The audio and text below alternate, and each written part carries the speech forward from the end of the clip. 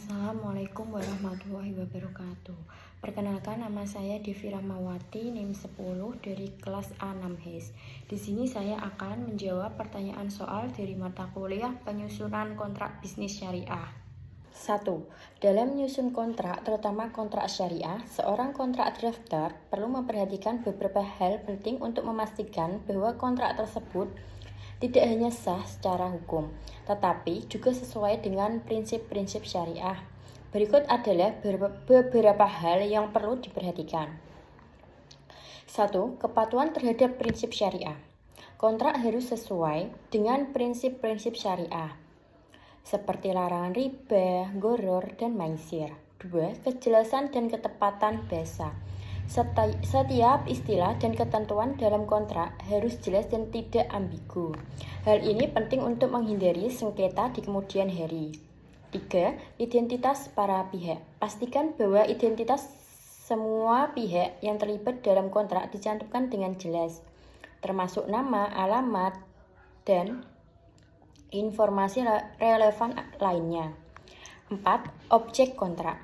Objek kontrak harus halal dan jelas. Dalam konteks bisnis syariah, pastikan bahwa barang atau jasa yang menjadi objek kontrak tidak melanggar hukum syariah. 5. Hak dan kewajiban. Rincian hak dan kewajiban masing-masing pihak dengan jelas. Ini termasuk tanggung jawab, batas waktu, dan konsekuensi jika salah satu pihak tidak memenuhi kewajibannya. 6. Sanksi dan penyelesaian sengketa. Sertakan ketentuan mengenai sanksi jika salah satu pihak melanggar kontrak, serta mekanisme penyelesaian sengketa. 7. Tanda tangan dan tanggal. Pastikan bahwa kontrak ditandatangani oleh semua pihak dan mencantumkan tanggal penandatanganan. 8. Kepatuhan terhadap hukum yang berlaku. Selain memenuhi prinsip syariah, kontrak juga harus memenuhi hukum positif yang berlaku di negara tempat kontrak tersebut dibuat. 9. Pemeriksaan dan konsultasi. Sebaiknya kontrak diperiksa oleh ahli hukum atau penasihat syariah untuk memastikan bahwa semua ketentuan telah sesuai dengan hukum dan prinsip syariah. 10. Penggunaan akad yang sesuai. Pilih jenis akad yang paling sesuai dengan tujuan dan substansi transaksi bisnis yang disepakati. 11. Penetapan harga yang jelas.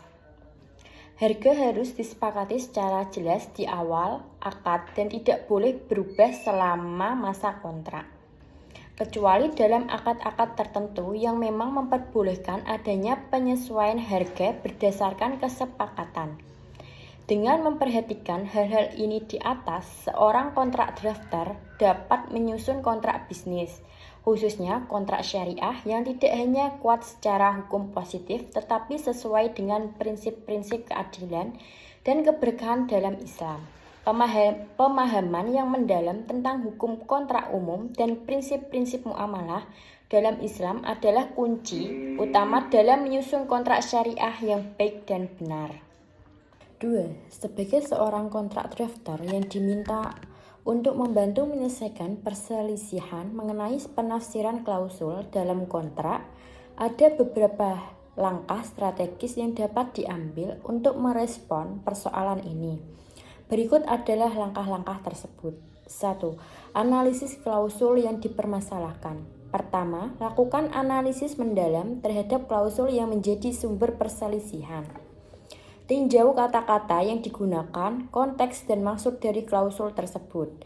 Perhatikan juga ketentuan lain dalam kontrak yang mungkin relevan untuk memberikan pemahaman yang lebih baik.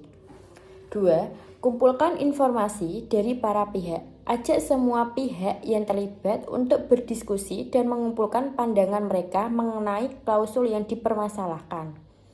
Tanyakan kepada masing-masing pihak tentang interpretasi mereka dan alasan dibalik pandangan tersebut. Ini akan membantu memahami perspektif masing-masing pihak. 3. Mediatori atau pihak ketiga. Jika diperlukan, pertimbangkan untuk melibatkan mediator atau pihak ketiga yang netral untuk membantu memfasilitasi diskusi.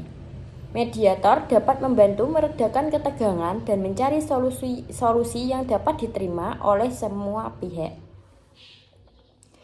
4. Rujukan pada prinsip hukum dan syariah. Jika kontrak tersebut berkaitan dengan prinsip syariah, rujuk pada fatwa atau pendapat ulama yang relevan untuk memberikan panduan dalam penafsiran klausul.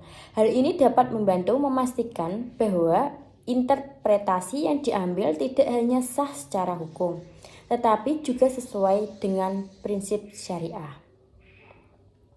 5. Penyusunan klarifikasi atau amandemen.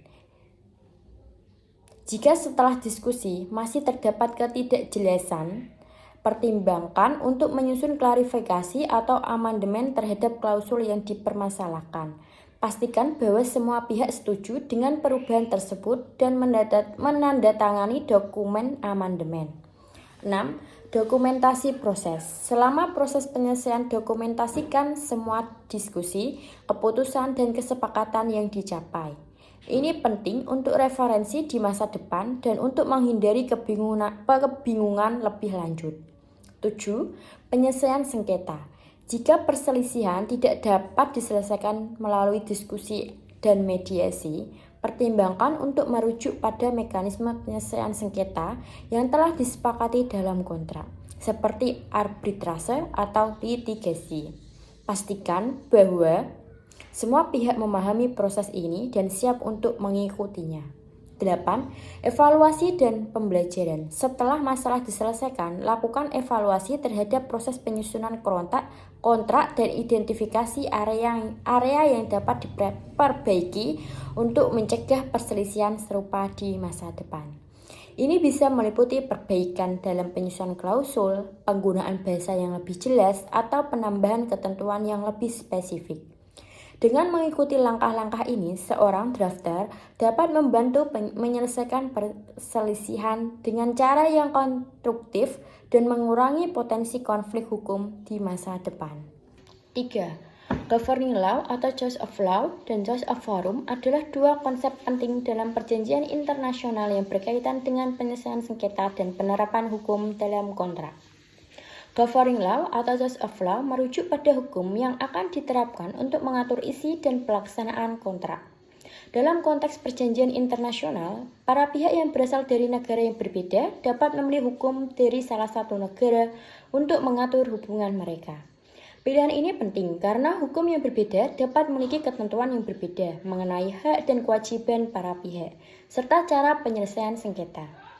Choice of forum merujuk pada pemilihan tempat atau pengadilan yang akan memiliki yurisdiksi untuk menyelesaikan sengketa yang mungkin timbul dari kontrak.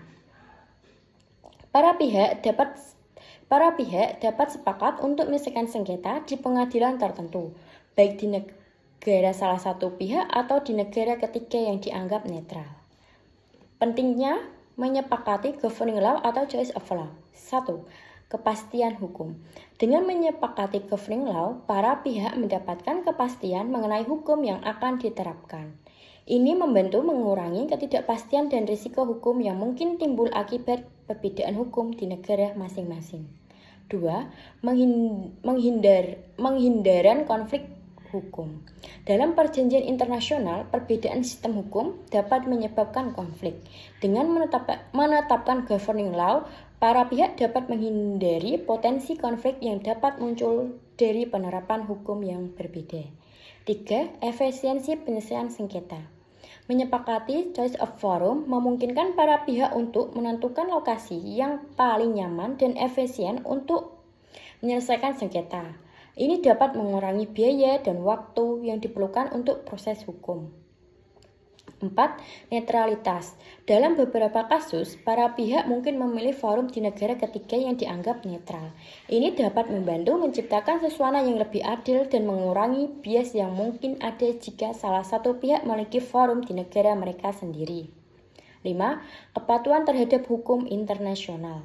Dalam beberapa situasi, pemilihan governing law dan choice of forum dapat membantu memastikan bahwa kontrak dan penyelesaian sengketa mematuhi prinsip-prinsip hukum internasional, termasuk konvensi dan perjanjian internasional yang relevan. 6. Perlindungan hak. Dengan menetapkan hukum dan forumnya jelas, para pihak dapat lebih mudah melindungi hak-hak mereka dan menegakkan ketentuan kontrak jika terjadi pelanggaran. Menyepakati governing law dan choice of law dalam kontrak internasional adalah langkah penting untuk memastikan bahwa hubungan bisnis antar negara dapat berjalan dengan lancar dan efektif. Ini memberikan kepastian hukum, mengurangi risiko sengketa, dan memfasilitasi penyelesaian sengketa yang lebih efisien. Sekian jawaban dari saya. Mohon maaf apabila ada salah dalam menyampaikan tutur kata. Assalamualaikum warahmatullahi wabarakatuh.